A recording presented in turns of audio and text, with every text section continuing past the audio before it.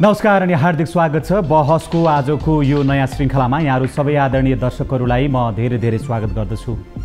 दर्शकहरू, देशको न्यायालय फेरि एकपटक विवादमा तानिएको छ। पूर्व न्यायाधीशहरूको सङ्गठनले, न्यायालयको नेतृत्वमा रहेको व्यक्तिले न्यायालयमा हुनुपर्ने न्यूनतम आचरण पनि पालना नगरेको र न्याय सम्पादनलाई किनबेच गरेको समेत आरोपहरू लगाउँदै मार्ग प्रशस्त गर्नुपर्ने कुरा सार्वजनिक गरेपछि अहिलेको प्रधान न्यायाधीशले अब आफ्नो मार्ग प्रशस्त गरेर न्यायालयलाई शुद्धिकरण अभियानमा सहयोग गर्नुहुन्छ या आलटाल गर्नुहुन्छ, यो विषय पेचिलो बन्दै गएको छ। विजयादशमीको बिदा हुनुभन्दा अगाडि जुन राजनैतिक गठबन्धनमा उहाँले भागभण्डा खोजेर आफ्ना नातिदारलाई मन्त्री परिषदमा सहभागी गराउनु भयो, यद्यपि उहाँले गराएको त्यो निर्णय 24 घण्टा पनि टिक्न सकेन। उहाँका नातिदार जो मानिस मन्त्रीमा नियुक्त भएका थिए उहाँले राजीनामा दिनुभयो। तर त्यो खालको साँठगाँठमा संलग्न व्यक्ति जो मानिसले नियुक्ति प्राप्त गरेको छ उसले राजीनामा दिने बित्तिकै यो समाप्त हुँदैन र जसले त्यो काम गरेको छ उसले जिम्मेवारी लिनुपर्छ। यो मात्रै होइन, अन्य थुप्रै न्यायिक आचरणका सन्दर्भमा पनि प्रश्नहरू खडा भएका छन्। न्यायालय लोकतन्त्रमा अत्यन्तै पवित्र संस्थाका रूपमा मानिन्छ र आम जनताको आस्थाको केन्द्रका रूपमा यसलाई लिने गरिन्छ। तर यो न्यायालय नै विवादित बन्यो भने मानिसहरूले अपेक्षा गर्ने, आशा गर्ने र न्यायको आश कुन क्षेत्रबाट गर्ने, यी प्रश्नहरू खडा भएका छन्। हामीले यो विषयमा कुराकानी गर्नका लागि कानुनवेत्ता संविधानविद टीकाराम भट्टराईलाई हाम्रो कार्यक्रममा निमन्त्रणा गरेको छु। हार्दिक स्वागत छ यहाँलाई हाम्रो कार्यक्रममा। धन्यवाद महेन्द्रजी। मैले यो जुन पृष्ठभूमिमा जुन सन्दर्भ उठान गरेँ, न्यायालय फेरि एकपटक विवादित बनेको छ। खासमा यो विषय सार्वजनिक भएको कसरी हो, के भएको छ खास? यसमा अलिकति तपाईँको पृष्ठभूमिलाई म करेक्सन गर्न चाहन्छु। जनरली अहिलेको प्रकरणलाई जोडेर सार्वजनिक सञ्चार माध्यममा वा पब्लिक ओपिनियन मेकरहरूले न्यायालय भन्ने शब्द प्रयोग गरेका छन्। म न्यायालय भन्ने शब्द प्रयोग गर्न चाहन्न। यो प्रकरणमा न्यायालय र प्रधान न्यायाधीशलाई हामीले छुट्याएर हेर्नुपर्छ। समग्र न्यायपालिका वा न्यायालयको कारणले यो विवाद आएको होइन। योभन्दा अगाडि यस्तै प्रकृतिको विवाद आउँदाखेरि पनि मेरो त्यही धारणा थियो, तत्कालीन प्रधान न्यायाधीश गोपाल पराजुलीको योग्यतासँग सम्बन्धित, शैक्षिक योग्यतासँग सम्बन्धित विवाद आउँदा त्यसले होल जुडिसियरी नै विवादमा आयो भन्ने ढङ्गले प्रचारित भएको थियो र मैले भनेको थिएँ यो जुडिसियरीको विवाद होइन, यो प्रधान न्यायाधीशसँग सम्बन्धित नितान्त निजात्मक विवाद हो भनेर भनेका थिएँ। अहिले पनि ठ्याक्कै अहिलेको बालवाला सम्माननीय प्रधान न्यायाधीशका कतिपय आचरण, कतिपय व्यवहार, कतिपय शैली र उहाँका व्यक्तिगत हैसियतमा उहाँले गरेका निर्णयहरूको सन्दर्भमा विवाद आएको हुनाले यसलाई समग्र न्यायालय विवादमा आएको, न्यायपालिका विवादित भएको भन्ने रूपमा चित्रित गरिनु न्यायपालिकाको साख र मर्यादाको लागि पनि उचित होइन भन्ने मलाई लाग्छ। एक है, त्यसले गर्दा यसलाई यो अहिलेको बहालवाला सम्माननीय प्रधान न्यायाधीशका विषयको विवाद हो यो। अब जहाँसम्म तपाईँको आशय त त्यही नै हो, किन आयो विवाद भन्ने छ। विवाद आउनुको पछाडि 3-4वटा कारणहरू जिम्मेवार छन्। तपाईँले एउटा प्रसङ्ग, पछिल्लो प्रसङ्ग चाहिँ उल्लेख गर्नुभयो कि उहाँको एकजना नातेदारलाई मन्त्रीमा नियुक्त गरियो र 24 घण्टा पनि नबित्दैकन त्यो मन्त्री चाहिँ उहाँबाट राजीनामा गर्नुपर्ने अवस्था आयो। यो चाहिँ परिणाम थियो, यो कारण थिएन। हामीले कारण खोजियो भने चाहिँ सहज हुन्छ विश्लेषण गर्नलाई। यसका पछाडिका कारणहरू चाहिँ के थिए भन्दाखेरि प्रधान न्यायाधीश, अहिलेको प्रधान न्यायाधीशलाई हामीले अलिकति विगतमा हेऱ्यौँ भने उहाँको नियुक्ति हुँदाकै बखतमा उहाँको सर्वोच्च अदालतमा नियुक्तिको विषयमा ठुलो विवाद उत्पन्न भएको थियो। संयोगवश म त्यति बेला नेपाल बार एसोसिएसनमा थिएँ। बार एसोसिएसनले औपचारिकमा निर्णय गरेर उहाँ र, अब मलाई भन्नलाई कुनै गाह्रो छैन कि अर्को भूतपूर्व प्रधान न्यायाधीश गोपाल प्रसाद पराजुली, दुईजनाको नियुक्तिको कारणले भविष्यमा न्यायपालिकामा धेरै चुनौती आउन सक्छन्, त्यसैले उहाँहरूको नियुक्तिमा पुनर्विचार गरियोस् भन्ने बार एसोसिएसनको फर्मल निर्णय थियो, डिसिजन थियो। त्यो त्यति बेलादेखिको प्रसङ्ग म सम्झिन्छु र बीचमा अहिलेको प्रधान न्यायाधीशले केही राम्रा काम गर्नुभएको पनि हो। नाम हामीले लिइहाल्यौँ। गोपाल पराजुलीको वैयक्तिक विषयमा जुन उठेको थियो त्यो विषयमा उहाँ आफैले उहाँको योग्यता छैन, उहाँले वास्तवमा एसएलसी नै पास गर्नुभएको होइन रहेछ, त्यसैले उहाँसँग प्रधान न्यायाधीशको हैसियतले म इजलासमा बस्न सक्दिनँ भनेर आदेशै गर्नुभयो। सुशीला कार्कीलाई हठात ढङ्गले महाभियोगको प्रस्ताव आयो र त्यो महाभियोगको प्रस्तावको विरुद्धमा परेको रिट निवेदनमा उहाँले एउटा साहसिलो निर्णय गरेर न्यायपालिकालाई विवादबाट जोगाउनु भयो। यी दुईवटा प्रसङ्ग अहिलेको प्रधान न्यायाधीशले गरेका राम्रा कामहरूमा गनिन्छन्। तर त्यस पछाडिका कतिपय विवादहरूमा उहाँ जोडिनुभयो। त्यो जोडिनेको कारण तपाईँले अघि भनेको पछिल्लो चाहिँ कारण मात्रै हो। खास गरिकन कुन मुद्दा कुन न्यायाधीशलाई कुन आधारमा तोकिन्छ भन्ने कुरा पारदर्शी आधार उहाँले कहिले पनि उल्लेख गर्न सक्नु भएन, देखाउन सक्नु भएन र उहाँले जुन न्यायाधीशलाई जुन मुद्दा तोक्नुहुन्थ्यो त्यस्ता मुद्दामा भएका निर्णयहरू सन्देहात्मक भए भनेर बार एसोसिएसन, हामी कान व्यवसायीहरूले र सार्वजनिक सञ्चार माध्यममा आजभन्दा 2 वर्ष अगाडिदेखि नै, उहाँ नियुक्ति भएको 3 वर्ष पुग्दैछ, आजभन्दा 2 वर्ष अगाडिदेखि नै कुराहरू आउन थाले। यसको सम्बोधन कहिले पनि भएन र उहाँको सबभन्दा ठुलो कमजोरी के रह्यो भन्दा कि मुद्दा तोक्ने आधार र न्यायाधीशहरूको बारेमा उहाँले पारदर्शी मापदण्ड बनाउन सक्नु भएन। त्यसैले उहाँलाई बेन्च सपिङ गरेको आरोप समेत लाग्यो। यही सन्दर्भमा जस्तो अघि यहाँले न्यायालयको विवादका सन्दर्भमा विषय उठाउँदा न्यायालयको नेतृत्व विवादित बनिसके पछाडि स्वाभाविक रूपमा उहाँका माध्यमबाट समग्र न्यायालयलाई विवादमा ल्याउने प्रयास चाहिँ भयो। यद्यपि त्यसमा समग्र न्यायालयको कमजोरी केही पनि छैन, न्यायालयको नेतृत्वको कमजोरी छ, यो सबैले स्वीकार गरेको विषय हो। यहाँले जुन बेन्च सपिङको जुन कुरा गर्नुभयो यो चाहिँ खुल्याम रूपमा तपाईँको चाहिँ न्यायालयभित्र एउटा न्यायाधीशहरूको ग्याङ बनाइएको छ। बेन्च सपिङ गर्नका लागि सकेसम्म केही मुद्दाहरू आफ्नै बेन्चमा राखिने र आफ्नो निकटको जो ग्याङ निर्माण गरिएको छ उहाँहरूलाई मुद्दा दिने, मुद्दाको पेशी उहाँहरूलाई तोक्ने र त्यसरी तपाईँको चाहिँ के अरे मुद्दाको किनबेच हुने गरेको छ भनेर भनिन्छ। तपाईँ आफै एउटा प्र्याक्टिसनर हुनुहुन्छ, त्यस्ता घटनाहरू सार्वजनिक गरिदिनुहोस् न, किनभने यो विषय त स्वतःमा आइसकेका छ। आजभन्दा 6 महिना अगाडि तपाईँले भनेको विषय, अनुमानको विषय, आशंकाको विषय थियो, विश्लेषणको विषय थियो। तर जब त्यो आरोप लागिसकेपछि बार एसोसिएसन र न्यायालय शुद्धिकरण अभियान भन्ने एउटा अभियान नै चलायौँ हामी कान व्यवसायीहरूले देशभरि। न्यायालय शुद्धिकरण अभियानले बार एसोसिएसनलाई ज्ञापन पत्र दियो। त्यो शुद्धिकरण अभियानको ज्ञापन पत्र बार एसोसिएसनले जस्ताको तस्तै प्रधान न्यायाधीश समक्ष पेश गरेर स्वयं प्रधान न्यायाधीशले न्यायाधीश हरिकृष्ण कार्कीको नेतृत्वमा बार एसोसिएसन समेतको प्रतिनिधित्व भएको एउटा छानबिन समिति, न्यायालयभित्र भएका विकृति, विसङ्गति र भ्रष्टाचारजन्य क्रियाकलापका सम्बन्धमा अध्ययन गरेर प्रतिवेदन दिन भनेर समिति बनाउनु भयो। त्यो समितिले जब रिपोर्ट प्रस्तुत गर्यो, हरिकृष्ण कार्कीको रिपोर्ट, त्यो रिपोर्ट आफैले भन्छ। अब यो भन्नलाई हामीले डराउनु पर्ने, सञ्चार माध्यमले, हामी कान व्यवसायीले, आम नागरिकले डराउनु पर्ने कुरै छैन। त्यो रिपोर्ट सार्वजनिक छ अहिले पनि सर्वोच्च अदालतको वेबसाइटमा।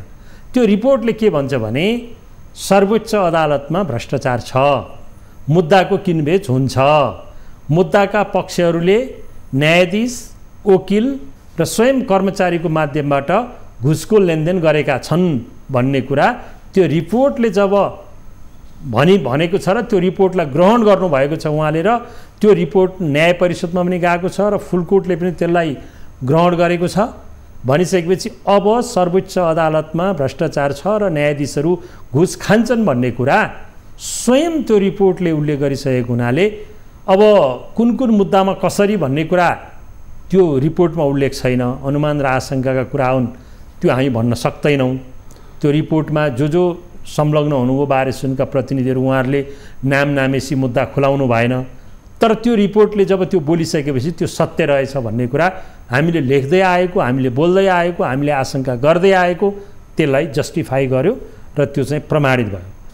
दुनियाँका अरू उच्च नैतिकता भएका प्रधान न्यायाधीश वा न्यायालयको नेतृत्व भएका मुलुकमा हुन्थ्यो भने जब आफ्नै न्यायाधीशले, सहकर्मी न्यायाधीशले अदालतमा भ्रष्टाचार छ भनेर रिपोर्ट दिन्छ भने या त प्रधान न्यायाधीशज्यूले त्यो रिपोर्ट गलत हो भन्न सक्नु पर्थ्यो, या त त्यो रिपोर्टले भ्रष्टाचार छ भनिसकेपछि भ्रष्टाचारमा संलग्न यो छ नै भनेर भन्न सक्नु पर्थ्यो। त्यो दुईटै काम नसक्ने हो भने उहाँको नेतृत्वमा रहेको न्यायपालिकामा भ्रष्टाचार छ भनिसकेपछि त उहाँले मार्ग प्रशस्त गर्नु पर्थ्यो नि। उच्च नैतिक त्यही बेलै हो, उहाँमा उच्च नैतिक चरित्र थियो भने गर्नु भएन, उहाँले गर्नु भएन। हो। अब एउटा कुरा छ नि, अहिले यो जुन पूर्व न्यायाधीशहरूको मञ्चले अथवा सङ्गठनले चाहिँ के भने तपाईँले भनेका तपसिल सबै विषयहरूलाई समावेश गर्दै उहाँले मार्ग प्रशस्त गर्नुपर्छ भनेर भनेको छ। तपाईँले जे विषयहरू सार्वजनिक गरिराख्नु भएको छ यो हिसाबले हेर्ने हो भने त एउटा न्यायालयको नेतृत्वकर्ताले आफ्नो नेतृत्वमै यस प्रकारको बेन्च सपिङको नेतृत्व गरिरहेको भनेर तपाईँको चाहिँ के भने फर्मल इन्फर्मल विषयहरू सार्वजनिक भएपछि राजीनामा दिएर मार्ग प्रशस्त गरेर मात्रै पुग्छ र त्यो गैर कानुनी काम गरेर अकुत सम्पत्ति आर्जन गरेर भ्रष्टाचार गरेपछि त्यसको छानबिन हुनुपर्छ कि पर्दैन तपाईँको विचारमा? हैन, यसमा दुईटा कुरा छ महेन्द्रजी। एउटा छानबिन गर्ने भनेको त्यो रिपोर्ट अनुसार स्वयं न्याय परिषदले वा सर्वोच्च अदालतले अर्को एउटा कमिटी बनाएर अब कुन कुन मुद्दामा कसले के गरे भन्ने कुरा छानबिन गर्न सक्थ्यो। त्यही भएर अहिले बार एसोसिएसनले के भनेको छ भने हरिकृष्ण कार्कीको प्रतिवेदन लागू गर भनेको छ। फर्मल डिसिजन छ बार एसोसिएसनको। त्यो लागू गर भन्नुको अर्थ त्यही नै हो। को छन् संलग्न? अब हाम्रो कान व्यवसायहरू पनि छन्, रिपोर्टले भन्छ म पो छु कि वा अर्को पो छ कि, वकिलहरू को छन् घुस बुझाउने, न्यायाधीशहरू को छन् घुस लिने, कर्मचारीहरू को छन्।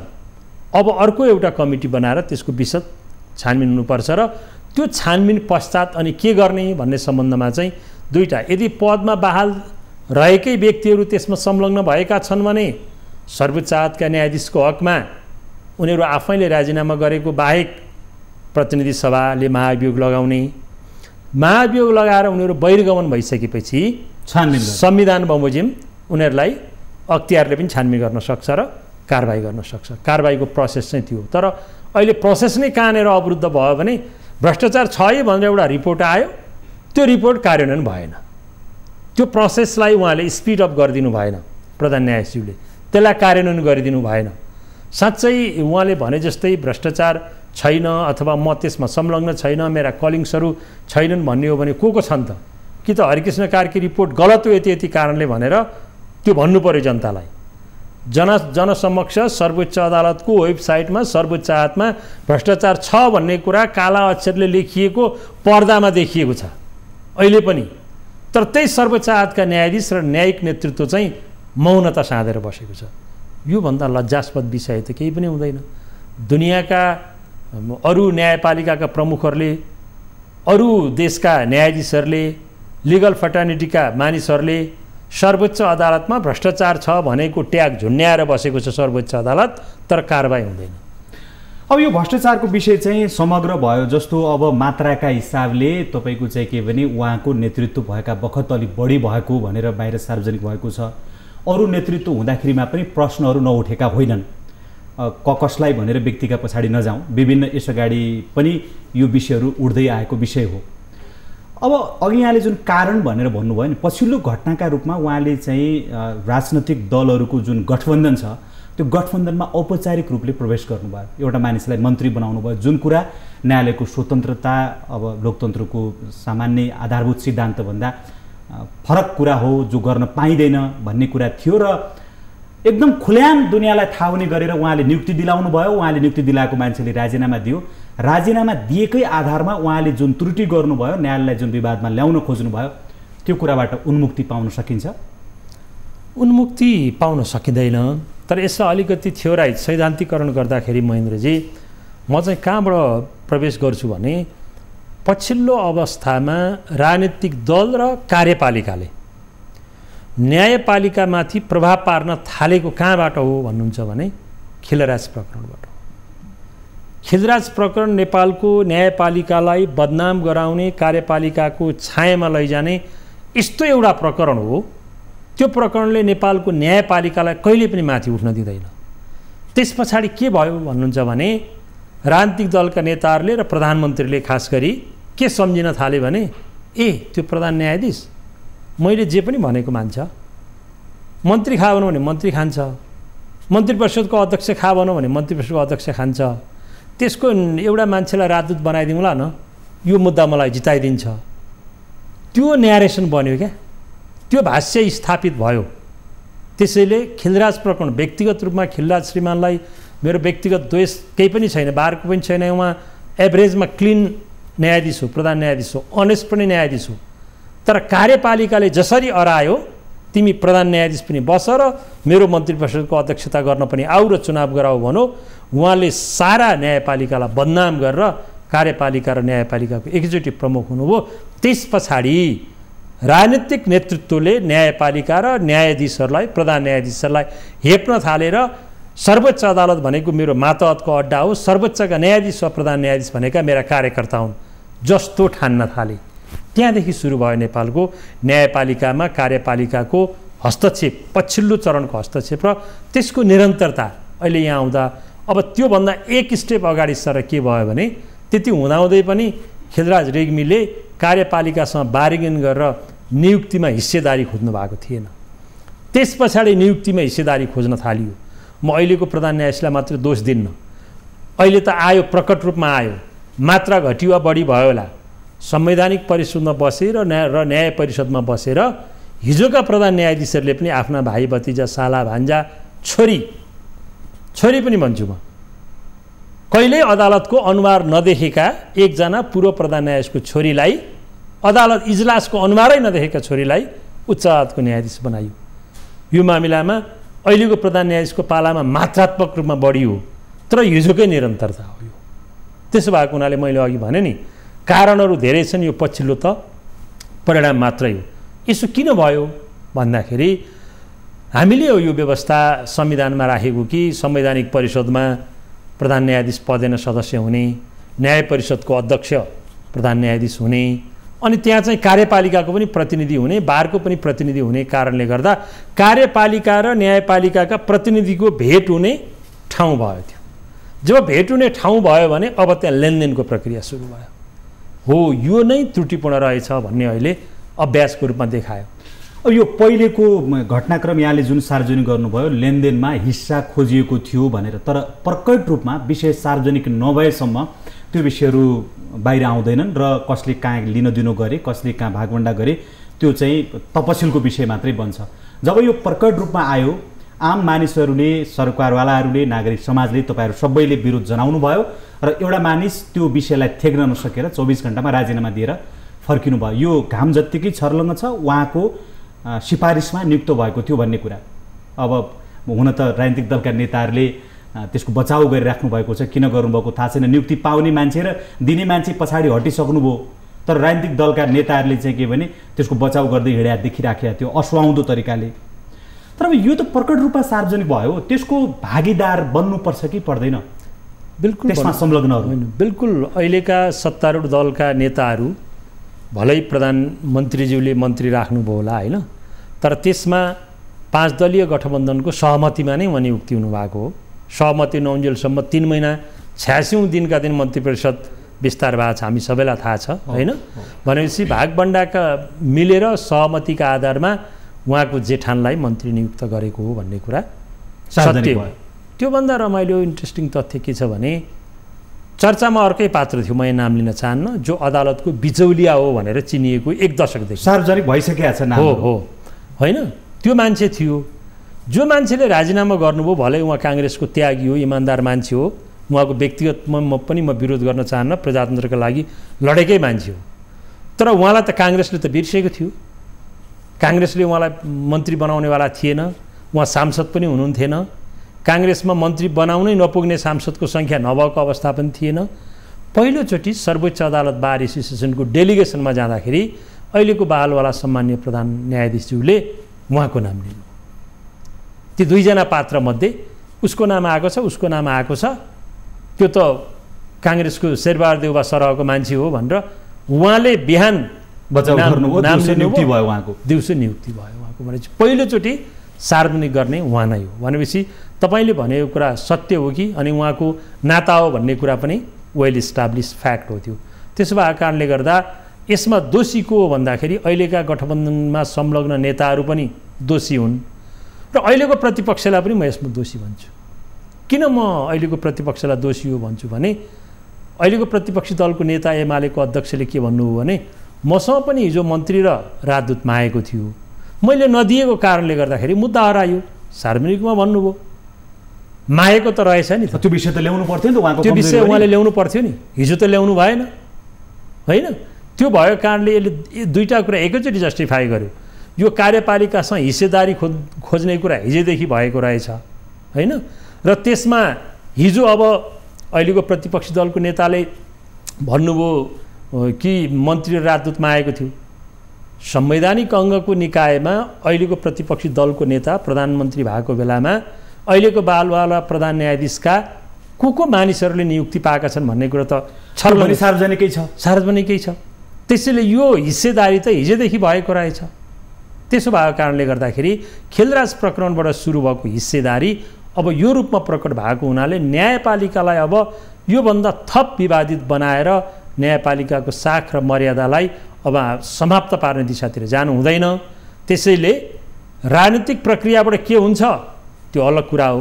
राजनीतिक दलहरू सत्ता स्वार्थमा केन्द्रित भएर आफ्नो अभिव्यक्ति दिन्छन्, मौसमी अभिव्यक्ति हुन्छ राजनीतिक दलका नेताहरूको। हिजो आफू सत्तामा हुँदा ठिक, अहिले प्रतिपक्षमा हुँदा बेठिक, जुनसुकै दल हुन् त्यो हुन्छ। तर बार एसोसिएसन, हामी लिगल कम्युनिटी, तपाईँ सञ्चार माध्यम र नागरिक समाजले यो स्वतन्त्र न्यायपालिकाको दियो जहिले पनि बलिरहोस् भन्ने कामना गर्नुपर्छ। हामी यो सन्दर्भ फेरि जोड्नेछौँ। दर्शकहरू, टीकाराम भट्टराईसँग हामी कुराकानी गरिरहेका छौँ। न्यायालयको नेतृत्व जुन विवादमा आएको छ उसले मार्ग प्रशस्त गर्नुपर्ने मागहरू उठिरहेका छन्। यो सन्दर्भको सेरोफेरोमा केन्द्रित भएर कुराकानी गरिरहेका छौँ। सन्दर्भ फेरि जोड्नेछौँ, बेला भएको छ छोटो विश्रामको।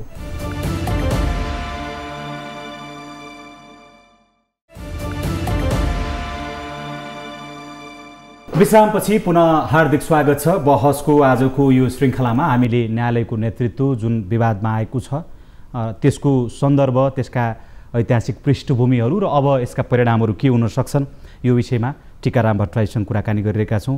पुनः स्वागत छ यहाँलाई हाम्रो कार्यक्रममा। धन्यवाद। अब जो यो पृष्ठभूमिमा जुन विवादहरूका श्रृङ्खलाहरू सार्वजनिक भए र तपाईँकै भनाइलाई आधार मान्ने हो भने न्यायालयलाई योभन्दा बढी विवादमा लैजान सकिने अवस्था अब रहेन, योभन्दा बढी विवादमा ल्याउन बाँकी नै केही छैन भन्ने जुन तपाईँको आशय छ, यसमा गर्नुपर्ने के? किनभने यहाँहरूले जुन विषयहरू सार्वजनिक गरिराख्नु भएको छ, हामी सञ्चार माध्यमले यो विषय भनिरहेका छौँ, पूर्व न्यायाधीशहरूको सङ्गठनले यो विषय सार्वजनिक गरेको छ। यति भनेकै आधारमा प्रधान न्यायाधीशले मार्ग प्रशस्त गर्नुहुन्छ?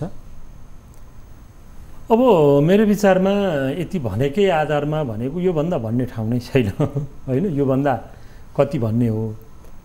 उहाँ अहिलेको प्रधान न्यायाधीश एक हिसाबले अलिकति संवेदनशील पनि हुनुहुन्छ। कतिपय विषयमा हामी नजिकबाट चिनेको भनेको अब व्यावसायिक हिसाबमा चिनेको होइन, व्यक्तिगत हिसाबमा होइन। म त्यही सुशीला प्रकरण अघि हामीले भन्यौँ नि, उहाँले भावुक भएर आदेश लेख्नुभयो। त्यो मुद्दामा बहसकर्ता पहिलो मनै थिएँ, मैले लामै बहस गरेको थिएँ होइन। मैले अहिले पनि सम्झिन्छु उहाँलाई। त्यो बहसमा मैले के भनेको थिएँ भने प्रधान न्यायाधीशमाथि कुनै पनि जस्टिफाइड ग्राउन्ड बिना महाभियोग लाग्ने भनेको तपाईँको टाउकोमाथि पनि नाङ्गो तरबार झुन्डिएको हो। त्यो तरबार रहिरह्यो भने तपाईँलाई पनि त्यो तरबारले छिनाउनेछ। आदेश तपाईँले गर्ने हो श्रीमान भनेर मैले बहस गरेको थिएँ। उहाँले पछि टीकारामजीको यो बहसबाट म संवेदनशील भएँ भनेर भन्नु पनि भयो इजलासबाटै। मैले के भन्न खोजेको भने उहाँले जुन आदेश गर्नुभयो त्यो संवेदनशील भएर गर्नुभएको छ। यतिका धेरै कुरा उठिसकेपछि नेपाली जनताले उहाँको पृष्ठभूमि जस्तो भए पनि प्रधान न्यायाधीशको रूपमा उहाँलाई 3 वर्ष स्वीकार्यो। उहाँले जुडिसियरीबाट पाउने अधिकतम इज्जत, मान, सम्मान, प्रतिष्ठा नेपाली जनताले उहाँलाई दिए। अब उहाँले यो सबै माहौल बुझेर आफ्ना कुरा जनता समक्ष राख्दै अहिले आएका कुराहरूका सम्बन्धमा कति सही नहुन पनि सक्छन्, उहाँले नजिकबाट हेर्नु भएको छ। यो सम्बन्धमा यस्तो यस्तो यस्तो यस्तो हो, तर पनि विवादमा आएपछि अब म बाहिरिन्छु भन्नुभयो भने उहाँको व्यक्तिगत प्रतिष्ठा पनि माथि जान्छ, जुडिसियरीको प्रतिष्ठा पनि माथि जान्छ, न्यायपालिका थप विवादित हुनबाट पनि जोगिन्छ र उहाँ समाजमा फेरि आफ्नो पुरानो साख बचाउनका लागि सक्षम हुनुहुनेछ। त्यसैले मैले चाहिँ आश गरेको छु कि उहाँले केही दिनमा एउटा कठोर निर्णय लिनुहुन्छ होला भन्ने यो मेरो विश्लेषण। त्यस्तो कठोर निर्णय लिनु भएन र उहाँलाई चाहिँ तपाईँको चाहिँ अहिलेको मौजुदा कानुन संविधानले त्यो तपाईँको प्रक्रियामा जानुपर्ने परिस्थिति आयो भने त्यो सम्भव तपाईँ देख्नुहुन्छ कि हुन्न? र तपाईँको चाहिँ के अरे उहाँले तपाईँले भने कठोर निर्णय भनेको पार्क प्रशस्त गर्ने अथवा राजीनामा दिएर हिँड्ने हो। यदि त्यस्तो गर्नु भएन र उहाँलाई चाहिँ के भने डन्डा चलाउने प्रतिनिधि सभाले कारबाहीको प्रक्रियामा अगाडि बढ्यो भने चाहिँ उहाँलाई कुन हदसम्मको कारबाही हुनसक्छ? होइन, प्रतिनिधि सभा चाहिँ अब हाम्रो राजनीतिक दलहरू त विचित्रका छन्। यहाँ हेर्नुहोस्, एउटाले बोक्यो भने अर्कोले छोड्ने, अर्कोले छोड्यो भने अर्कोले बोक्ने। त्यो कारणले गर्दा पोलिटिकल प्रोसेसमा यो विषयलाई लैजानु हुँदैन मेरो भनाइ। पोलिटिकल प्रोसेसमा लगियो भने चाहिँ थप यो चाहिँ कम्प्लेक्स हुन्छ अरू। त्यसैले प्रतिनिधि सभामा यो विषय प्रवेश नगरोस् भन्ने चाहन्छु म व्यक्तिगत रूपमा। प्रतिनिधि सभामा प्रवेश गर्यो भने त संविधान बमोजिम महाभियोगको प्रस्ताव 2/3 मेजोरिटीले पास भयो भने उहाँ बहिर्गमित हुने हो। त्यस पछाडि छानबिन गर्नका लागि तत्त निकायहरू स्वतन्त्र हुन्छन्, त्यो संवैधानिक व्यवस्था नै हो। तर यो विषयलाई अहिले प्रतिनिधि सभाको त्यो राजनीतिक प्रोसेसमा लैजानु हुँदैन। यो लिगल फेटर्निटीबाट जे कुरा उठिरहेको छ, कानुनी क्षेत्रबाट जे कुरा उठिरहेको छ, पूर्व न्यायाधीशहरूले, प्रधान न्यायाधीशहरूले, बार एसोसिएसनले, हामी कानुन व्यवसायहरूले जे कुरा उठाइरहेका छौँ नि, आखिरी उहाँको कन्स्टिट्युएन्सी भनेको यही क्षेत्र हो, उहाँको राजनीतिक क्षेत्र होइन, यही क्षेत्र हो उहाँको कन्स्टिट्युएन्सी। यो कन्स्टिट्युएन्सीको भावना बुझेर उहाँले त्योभन्दा पहिले नै बहिर्गमित हुनु राम्रो हुन्छ। वा यदि हुन्न भन्ने हो भने हिम्मतका साथ यो विषयमा यो होइन, यो विषयमा यो होइन, बेन्च सपिङ भएको छैन, म यो अटोमेसन प्रणालीमा कजलिस्ट राख्न तयार छु, 10 महिनासम्म त्यो संवैधानिक अङ्गका नियुक्ति सम्बन्धी विवाद मैले पेशी नतोक्नुको कारण यो हो, हिम्मतका साथ उहाँले भन्नु पर्यो नि त नेपाली जनता समक्ष। मलाई जे आक्षेप लागेका छन्, जे आरोप लागेका छन्, ती सब निराधार हुन्। यति कारणले निराधार हुन्। म स्वच्छ छु, मैले न्यायिक प्रक्रियालाई अवरुद्ध गरेको छैन, मैले भाग बढ्न खोजेको छैन। एउटा व्हाइट पेपर जारी गरेर उहाँ त्यो गर्न सक्नुभयो भने त राम्रै हुन्छ नि। त्यसैले उहाँका अगाडि जति अभियोग, जति आरोप उहाँका सम्बन्धमा लागेका छन्, ती सबै कुरालाई चिर्ने र जनतालाई साँच्चै हो रहेछ अहिलेको सम्माननीय प्रधान न्यायाधीशलाई यी नचाहिने आरोपहरू लागेका रहेछन् भनेर त्यो दिने अवसर पनि उहाँलाई हो। यो साँच्चै त्यसबाट अब कसैले भनेकै आधारमा, कसैले तपाईँको सडकबाट विषयहरू उठान गरेकै आधारमा मैले किन राजीनामा दिने, बरु तपाईँको चाहिँ के भने सक्छौ भने महाभियोग लगाएर देखाउन भनेर उहाँलाई भन्ने अधिकार त संविधानले दिएको छ नि, होइन? दिएको छ। त्यहाँ जानु हुँदैन भनेर यहाँले जुन भन्नुभएको छ नि, तर यदि उहाँले आनाकानी गर्नुभयो, विषयको गम्भीरतालाई बुझ्नु भएन र उहाँले लगाएका आक्षेपहरू तपाईँले भने जस्तो सबै मिथ्या आरोपहरू हुन्, म यसमा कुनै पनि हिसाबले स्वीकार गर्दिनँ म भनेर टसमस उहाँ हुनु भएन भने त त्यो महाभियोगको प्रोसेसमा जानुपर्छ नि। यदि त्यस्तो प्रोसेसमा गयो भने म एकछिनका लागि तपाईँको मैले प्रश्न बुझेँ, एकछिनका लागि प्रोसेसमा गयो, प्रोसेसमा गएर 2/3 मेजोरिटीले पास गरेन, त्यसो भए यी सबै आरोपहरू मिथ्या हुन् त? महाभियोगको प्रस्ताव फेल हुनुको अर्थ यी सबै आरोपहरू मिथ्या हुन् भन्ने प्रमाणित हुन्छ र? हुँदैन नि। त्यसैले यी आरोपहरू या त सत्य हुन् या त गलत हुन्। सत्य हुन् भने उहाँले यति कारणले सत्य हुन् म पछाडि हट्दिनँ, गलत हुन् भने यतिका आरोप लागिसकेपछि म बस्दिनँ। त्यो नै सबैभन्दा राम्रो हो। 1, किन त्यहाँ नजाने भन्ने। 2, म कानुन व्यवसायी भएको नाताले हेर्नुहोस्, हिजो पनि सुशीला कार्कीको विरुद्धमा महाभियोगको प्रस्ताव आउँदाखेरि हामीले डिफेन्ड गऱ्यौँ, त्यसको विरोध गऱ्यौँ र सुशीला कार्कीको हामीले डिफेन्ड गऱ्यौँ। त्यति बेला 75% कानुन व्यवसायीहरूले सुशीला कार्कीको पक्षमा जनमत जाहेर गरेका हुन्, किनभने न्यायपालिकाभित्र कार्यपालिका वा व्यवस्थापिका प्रवेश नगरोस् भर्सक यदि पोलिटिकल प्रोसेसमा गएर प्रधान न्यायाधीशलाई हटाउने यो हामीले सुरुवात गऱ्यौँ भने भोलि कुनै पनि प्रधान न्यायाधीशहरूको भविष्य सुरक्षित हुने छैन। राजनीतिज्ञहरू त आफ्नो कुर्सी हेरेर आफूले भनेका मान्छेलाई मुद्दा जिताइदिएन भनेर त्यो न्यायाधीश वा प्रधान न्यायाधीशलाई हटाउने लबिङ सुरु गर्छन्। राजनीतिक दलहरूको त क्रेडिबिलिटी त्यहाँसम्मको छ हाम्रोमा। त्यसैले मेरो भनाइ के हो भने यसलाई राजनीतिक प्रक्रियामा लग्यो भने दुईवटा कारणले मैले अघि पनि भनिहालेँ, जुनसुकै प्रधान न्यायाधीशलाई महाभियोग लाग्ने खतरा रहन्छ त्यसले जुडिसियरलाई झन् विवादित बनाउँछ र कहिले पनि उठ्न दिँदैन। दोस्रो, गणितीय आधारमा त्यो महाभियोग फेल भयो भने जुन लागेका आरोपहरू हुन् त्यसबाट क्लिन चिट पाउने मौका हुन्छ। त्यसबाट टीकारामजी एउटा जुन अहिले उहाँमाथि जुन आरोपहरू लागेका छन्, अहिले राजनैतिक गठबन्धनको पार्ट त यो परिणाम मात्रै हो, कारण मात्रै हो भनेर तपाईँले भनिसक्नु भएको छ। मुख्य आरोप भनेको चाहिँ बेन्च सपिङ गरेको आरोप छ, किनबेच गरेको आरोप छ जुन भनेको छ। यदि उहाँले तपाईँहरूले भनेकै आधारमा मार्ग प्रशस्त गरिदिनु भयो भने ती जुन आरोप लागेका छन् त्यसबाट त उहाँ स्वतः तपाईँको चाहिँ उन्मुक्ति पाउने परिस्थिति बन्यो नि त। फेरि होइन, त्यस छानबिन हुने भएन नि त। होइन, छानबिन हुन सक्छ नि त। उहाँ पदबाट बहिर्गमित भइसकेपछि त मैले अघि भने संविधान बमोजिम सम्बन्धित निकायहरूले छानबिन राजीनामा दिइसके पछाडि पनि सक्छन्, महाभियोगबाट हटेपछि पनि सक्छन्, राजीनामा दिएपछि पनि सक्छन्। उहाँ छानबिनको दायरामा आउनुहुन्छ जोसुकै, उहाँ मात्र होइन, हिजोका न्यायाधीश वा प्रधान न्यायाधीशहरू जोसुकै पनि छानबिनको दायरामा आउनुहुन्छ।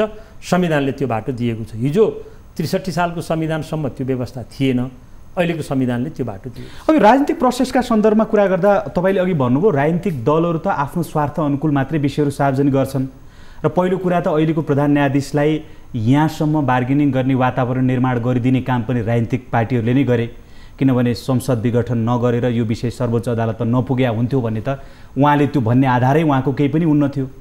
त अहिले तपाईँको चाहिँ के भने उहाँमाथि महाभियोगको कुरा गर्दा अहिलेको विपक्षी दलले चाहिँ भनिराखेका छ, विपक्षी दलका केही नेताहरूले अथवा उहाँ निकट विज्ञहरूले भनिराख्नु भएको छ, सरकारहरूले भनिराख्नु भएको छ, उहाँलाई किन त्यो सर्वोच्च के अरे तपाईँको चाहिँ संसद पुनर्स्थापना सम्बन्धी फैसला गर्ने न्यायाधीशहरूलाई पनि महाभियोग लगाउनुपर्छ भनेर गोलमोटोल विषयहरू सार्वजनिक भएका छन्। अनि त्यसको सङ्केत के हो?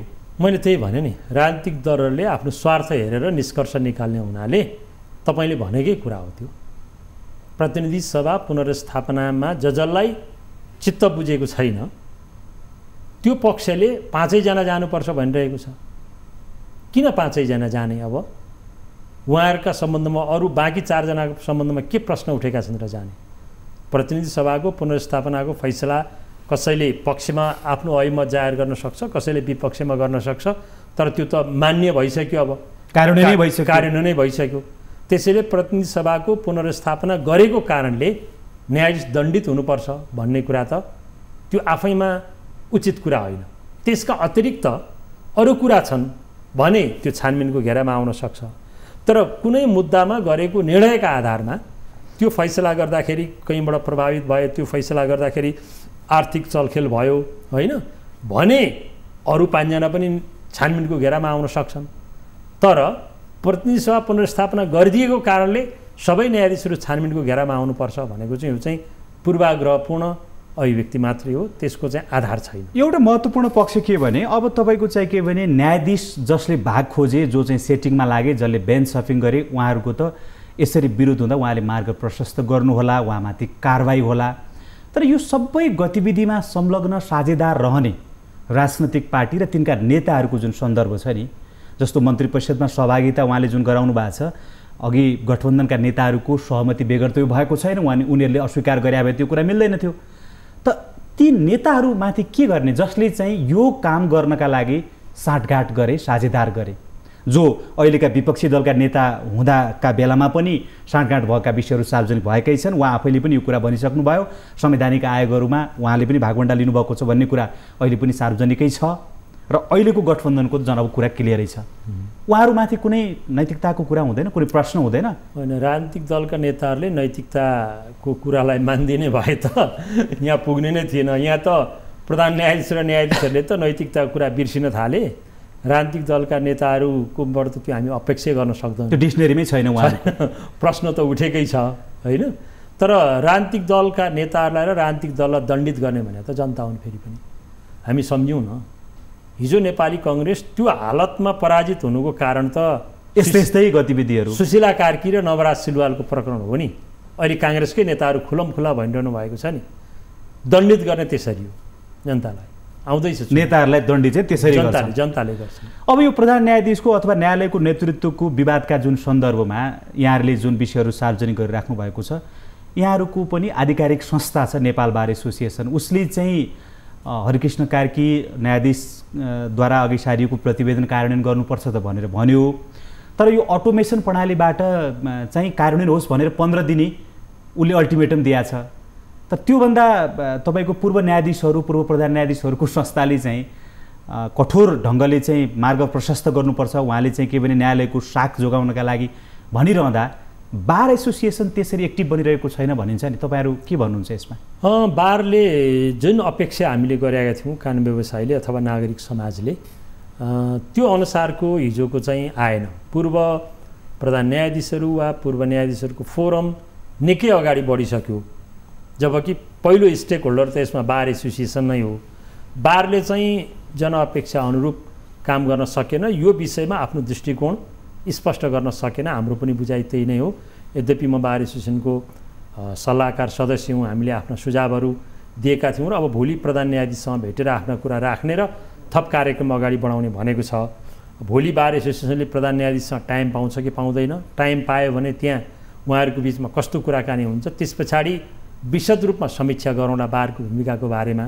तर अहिले झट्ट हेर्दाखेरि अरू चाहिँ प्रेस, नागरिक समाज र पूर्व न्यायाधीश समाज धेरै अगाडि बढिसक्दा पनि बारले लिड लिनुपर्ने विषय, दुनियाँमा न्यायपालिकामा भ्रष्टाचार र बिचौलियाको कुरा आयो भने पहिलो कुरा या त गलत हो भने बार नै सडकमा आउँछ, यो कुरा गलत हो भनेर, होइन? सत्य हो भने विरोधमा उत्रिने बार नै हुन्छ। बारले त्यो भूमिका खेलिरहेको छैन भन्ने तपाईँको कुरासँग म पनि सहमत छु।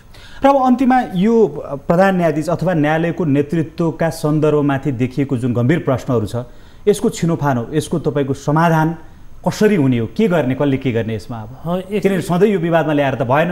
एकदमै हो। यो जतिसक्दो न्यायपालिका जस्तो संवेदनशील अङ्गलाई धेरै विवादमा ल्याउने कुरा गर्नु हुँदैन। यद्यपि मैले अघि सुरुमा भने जस्तै यो न्यायपालिकाको सिङ्गो विषय होइन, प्रधान न्यायाधीशसँग जोडिएको विषय हो। उहाँले आफ्नो जिम्मेवारी, नैतिकता, इतिहास र भविष्य सबै सम्झेर उहाँले मार्ग प्रशस्त गर्नु नै उहाँको लागि, समग्र न्यायपालिकाको लागि पनि त्यो सबभन्दा राम्रो विषय हुनेछ। र केही दिनमा मलाई लाग्छ एउटा निर्णायक कदम चालिन्छ उहाँका तर्फबाट, र उहाँलाई त्यसो गर्न बाध्य गराउने जुन जुन फ्याक्टरहरू छन्, स्टेक होल्डरहरू छन्, तिनीहरू पनि थप एक्टिभ हुन्छन् होला, मेरो विश्लेषण हो। त्यसको बलमा उहाँले मार्ग प्रशस्त गर्नुको विकल्प रहँदैन, त्यो नै सबभन्दा श्रेयस्कर हो। टेकारामजी, महत्त्वपूर्ण समय दिनुभयो। समय र संवादका लागि यहाँलाई धेरै धेरै धन्यवाद छ। यो महत्त्वपूर्ण विषयमा तपाईँले पनि अवसर दिनुभयो, धन्यवाद।